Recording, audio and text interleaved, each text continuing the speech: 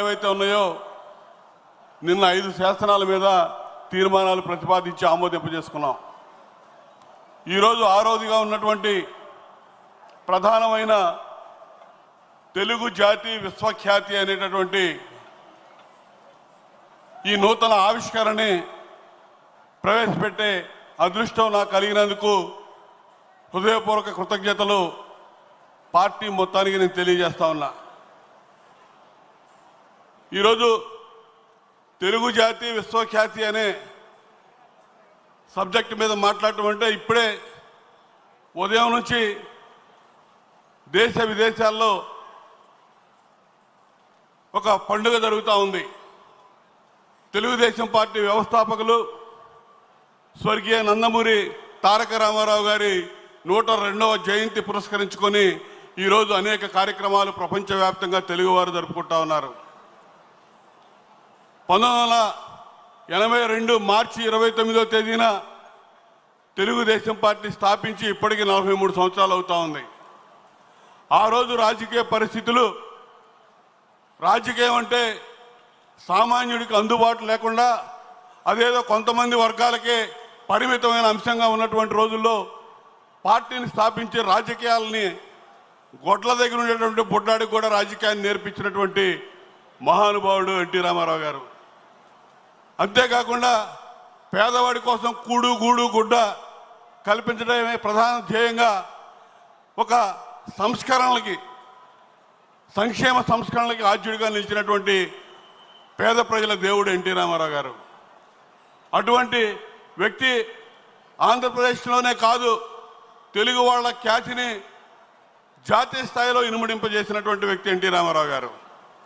జాతీయ స్థాయిలో కాంగ్రెస్ ఇతర పక్షాలన్నీ కూడా ఏకం చేసి పోరాటం చేసినటువంటి మహనీయుడు ఎన్టీ రామారావు గారు. అటువంటి ఎన్టీ రామారావు గారికి ఘనంగా నివాళులు అర్పిస్తా ఉన్నా.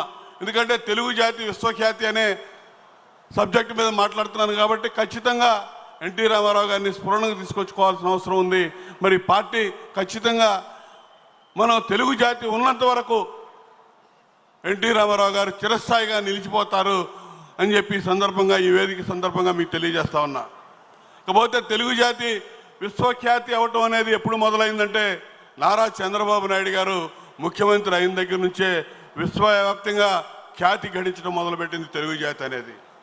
ఆ రోజు వరకు సమాజంలో ఉన్నటువంటి విద్యా వ్యవస్థలో సమూల మార్పులు తీసుకొచ్చి సాంకేతిక రంగాన్ని అభివృద్ధి చేసి ఇంజనీరింగ్ కళాశాలలు ఇప్పుడిముప్పుడుగా తీసుకొచ్చి విద్యలో సమూల మార్పులు తీసుకొచ్చి ఆ రోజున ఐటీకి, టెక్నాలజీకి, సాఫ్ట్వేర్కి ప్రధానంగా మరి ఆ రోజు బాటలు వేసినటువంటి మహనీయుడు చంద్రబాబు నాయుడు గారు.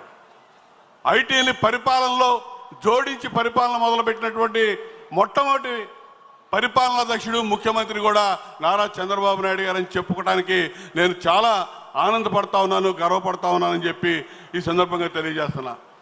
హైదరాబాద్లో ఒక సిలికాన్ వ్యాలీగా తీర్చిదిద్దటం కానీ, అదేవిధంగా హైదరాబాద్లో హైటెక్ సిటీ నిర్మాణం కానీ, మైక్రోసాఫ్ట్, గూగుల్, ఓరాకిల్ వంటి అంతర్జాతీయ కంపెనీలని హైదరాబాద్ తీసుకొచ్చి విశ్వవ్యాప్తంగా ఆ ఖ్యాతిని ఆర్జించడానికి ఇవన్నీ కూడా కారణం అని చెప్పి నేను ఈ సందర్భంగా తెలియజేస్తున్నా. అదేవిధంగా బిల్ గేట్స్ కానీ, బిల్ క్లింటన్ కానీ, టోనీ బ్లేర్ కానీ ఇటువంటి ప్రపంచ నేతలతో సమావేశాలు జరిపి వారందరినీ హైదరాబాదు తెలుగు రాష్ట్రానికి తీసుకొచ్చి వారితో మమేకమై ఆ విధంగా కూడా తెలుగు జాతి యొక్క కీర్తిని విశ్వవ్యాప్తం చేసినటువంటి మహనీయుడు చంద్రబాబు నాయుడు గారు అని చెప్పి సందర్భంగా తెలియజేస్తున్నా.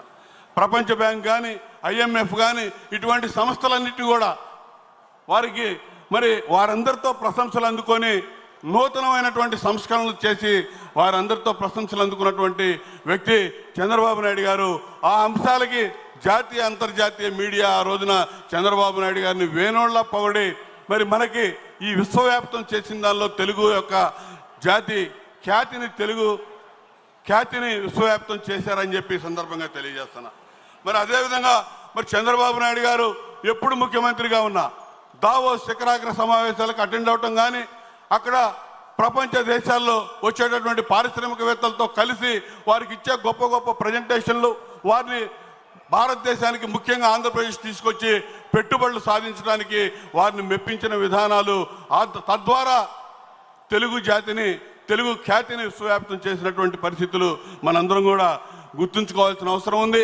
ఎన్ఆర్ఐ టీడీపీ విభాగం అనేక దేశాల్లో విస్తరించి పార్టీ పరంగా కూడా ఈ తెలుగు జాతి కీర్తిని విశ్వవ్యాప్తం చేసిందనేది ఈ సందర్భంగా మీ అందరికీ నేను తెలియజేస్తూ, ఇలా ఒక గ్లోబల్ లీడర్గా చంద్రబాబు నాయుడు గారు ఎదగటం, ఈ పార్టీని అంతర్జాతీయ స్థాయిలో మరి పెంచే విధానంలో అంచెలంచెలుగా ఇలా నారా లోకేష్ గారి నాయకత్వంలో ముందుకు పోతున్న విధానాలు కూడా మనందరం కూడా గమనించాల్సిన అవసరం ఉంది.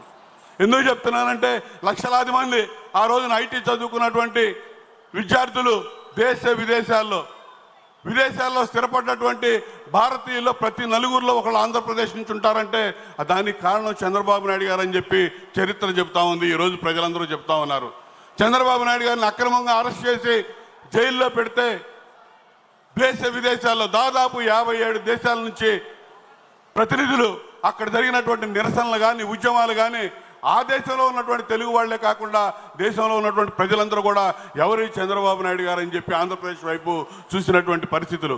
ఈ విధంగా తెలుగు జాతి కీర్తి విశ్వవ్యాప్తం అయిందని చెప్పి ఈ సందర్భంగా తెలియజేస్తూ, మరి నారా లోకేష్ గారు రాబోయే రోజుల్లో ఆయన యువగళం సందర్భంగా 3000 కిలోమీటర్ల పైన ఈ రాష్ట్రంలో పర్యటించి నిరుద్యోగ యువత యొక్క సమస్యలు విని ఈ రోజున వారికి ఏదైతే 20 లక్షల ఉద్యోగాల కల్పన కృషి చేస్తానని చెప్పారో, ఐటీ రంగంలో ఇలా మంత్రిగా ఇలా ప్రపంచవ్యాప్తంగా అనేక సంస్కరణలు తీసుకొస్తూ అక్కడి నుంచి ఈ సంస్థల్ని ఆహ్వానించి మరి ఈ సంవత్సర కాలంలోనే లక్షలాది ఉద్యోగాల రూపకల్పనకి చర్యలు తీసుకున్నటువంటి పరిస్థితి చూసాం. ఈ దిశగా ఆ రోజున చంద్రబాబు నాయుడు గారు చదువు చెప్పించినటువంటి విద్యార్థులు విదేశాలకు వెళ్ళి ఏ విధంగా స్థిరపడి ఇవాళ మన యొక్క ఖ్యాతిని విశ్వవ్యాప్తం చేస్తా ఉన్నారో, రాబోయే రోజుల్లో లోకేష్ గారి నాయకత్వంలో కూడా ఖచ్చితంగా తెలుగు జాతి కీర్తి విశ్వవ్యాప్తం అవుతుందని చెప్పి ఆ దిశగా ప్రతి ఒక్కరూ కూడా ఈ లోకేష్ గారు మనకు అందించినటువంటి ఈ 6 అంశాలు ప్రధానంగా ప్రతిరోజు ప్రజల్లోకి తీసుకెళ్లాల్సిన అవసరం ఉంది. పార్టీ ఈ విధి విధానాల్లో సంపూర్ణంగా ఈ అంశాలని మనం క్రోడీకరించుకొని పనిచేయాల్సిన అవసరం ఉందని చెప్పి ఈ సందర్భంగా తెలియజేస్తూ, మరొకసారి ఈ తెలుగు ఖ్యాతి విశ్వవ్యాప్తి అనేటటువంటి సబ్జెక్టు మీద ఈ తీర్మానాన్ని ప్రవేశపెట్టే అవకాశం నాకు కలుగజేసినందుకు ధన్యవాదాలు తెలియజేస్తూ, మిమ్మల్ని అందరూ కూడా ఈ తీర్మానం